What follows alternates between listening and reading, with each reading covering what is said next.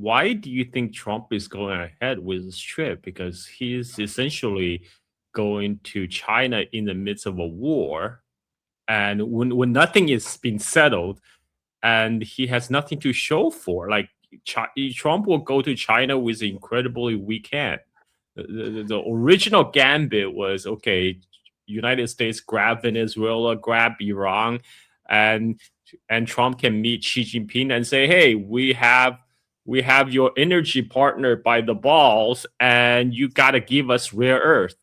But now Trump doesn't really have anything. He doesn't really have any leverage.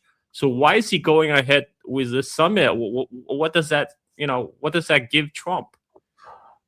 Well, I think that there's a couple of issues there. Let's try and unpack them. The first one is the theory that the attacks was part of the broader containment or strangulation of China. That may well be the thinking in Washington, of course, because as we've discussed on many occasions, all things China seem to reside rent-free inside the minds of everyone inside the Beltway. So China casts a shadow on just about every decision-making process that takes place in Washington. So let's say that that was the ambition. The problem with that is that the ambition versus the reality of China's energy structure, the extent to which Iran played a role in that, the extent to which China has substitutes, not only for Iranian oil, but the longer-term structural transitions to reduce oil dependency, all point to the fact that that theory of strangling China's so-called oil supply networks just doesn't apply in the way that it perhaps did 20 years ago. So that's the first thing.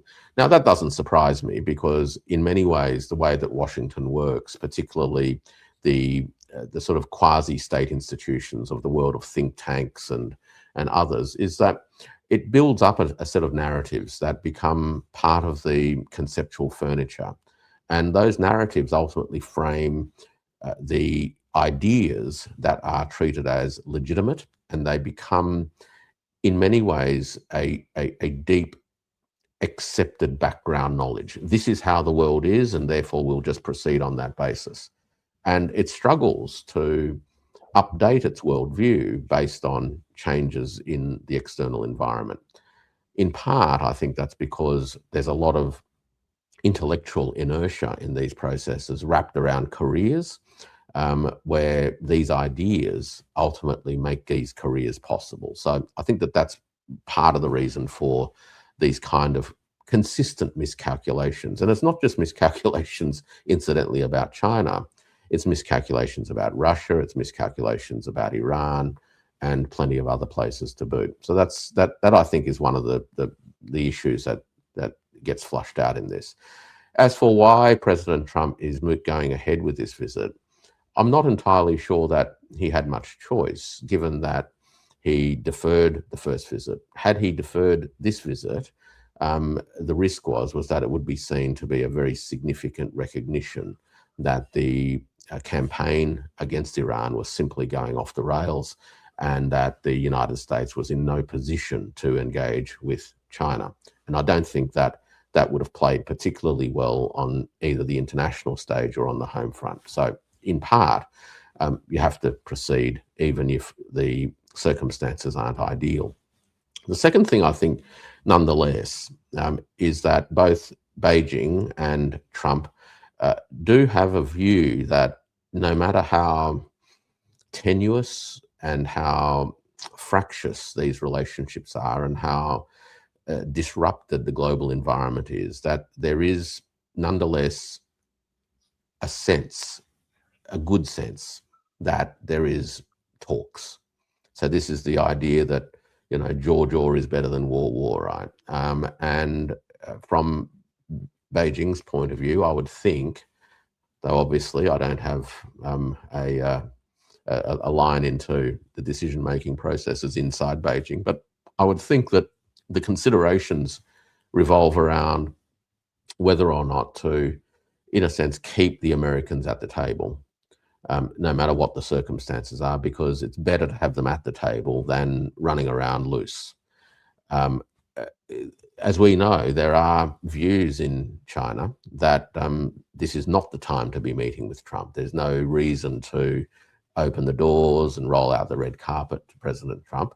But I think on balance, the view is that it's better to have President Trump at the table than not, even if no big outcomes are accomplished. Nonetheless, it enables an important amount of stability to at least be curated and maybe last for another 6 or 12 months. Let's not forget that Chinese and American leaders are likely to meet on 4 occasions this year, this being, I think, the first of them. So, these are nonetheless just important things to have, even if you don't have high hopes that there'll be either grand bargains or anything else. I think also President Trump is looking for some kind of global circuit breaker, not necessarily for the war in Iran, because I think that's, I don't think he's going to get much joy from Beijing on that. But the global circuit breaker is really a presentation issue for the domestic audience. The Republicans have got midterms coming up. Well, they've all got midterms coming up, but the incumbents, of course, are defending a situation where their polling numbers appear to be poor. And one thing within electoral dynamics is if you can change the narratives and catalyze something else other than what's been happening to date, it might give your side some breathing room to maybe pursue some recovery at an electoral level. So I suspect that there's a bit of that in the process as well.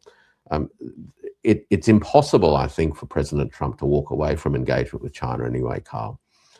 When China does feature prominently, if not permanently, in the minds of Washington, but the rhetoric has been for many years that the large part of American woes have been to do with China, whether it's in manufacturing, whether it's in AI, technology, what have you. And if an American president does not have the capacity to sit down face to face with his Chinese counterpart, then given how China has been framed inside the Beltway, then in many ways the American president is not doing justice to the office, let alone to the egos involved. Yeah, normally these leadership meeting and summits are just Photoshop when the real work has already been done by bureaucrats on both sides to hammer out some kind of deal where they use a summit to make the announcement. Do you think there will be any kind of announcement of any kind of deals at this summit? Look, I think we know that there has been quite a deal of frustrations from the China side about the state of preparedness of the administration in Washington. That they literally have been distracted by many other issues and that they've found them difficult to engage with on matters of substance, right, as opposed to the sort of rhetorical politicking. As a result of that, I get the sense that the issues are continually being narrowed, right? So rather than a broad, open-ended attempt to resolve many issues, given that this summit is going to take place, or 99% likely to take place, then neither side will want to have absolutely nothing to show for it. And by narrowing down the issues, at least they may have something to show for it. I suspect that trade represents the easiest of all of these issues at the moment, in part because agreements have been arrived at over the course of the last 12 months. Not ideal for either side. I guess that's partly why these agreements get made, but that does provide a basis upon which either the arrangements that have been agreed to can be extended. That could be painted as a successful outcome, or there may be some additional elements around this summit that may at least create, let's call them, some new announceables. And I'm thinking of creating platforms or forums in which this question of artificial intelligence might be addressed in a bilateral way. That's not to say that there'll be agreements at all, other than that there's now that there could be an agreement that they will work together to address the issues. And that could be also presented, I think, as from President Trump's point of view, a very important outcome, a responsible one, given how important this AI question is, both to American sense of where the contest is at, but also at a global level where addressing AI and the risks and opportunities associated with is seen as, for some, an existential question as well. So this could elevate these discussions even if there's not a lot of substance. So the optimist in me, actually I'm not quite sure whether there is an optimist. Anyway, the optimist may be looking at these two arenas for some joy. I have colleagues who are hoping for something bigger, both from the American side and from the Chinese side, around things like major agreements on Chinese investments in American manufacturing and that sort of stuff. But I suspect that there are just simply too many issues on both sides for something like that to be pulled together, given the disarray that has been evident, particularly on the Washington side.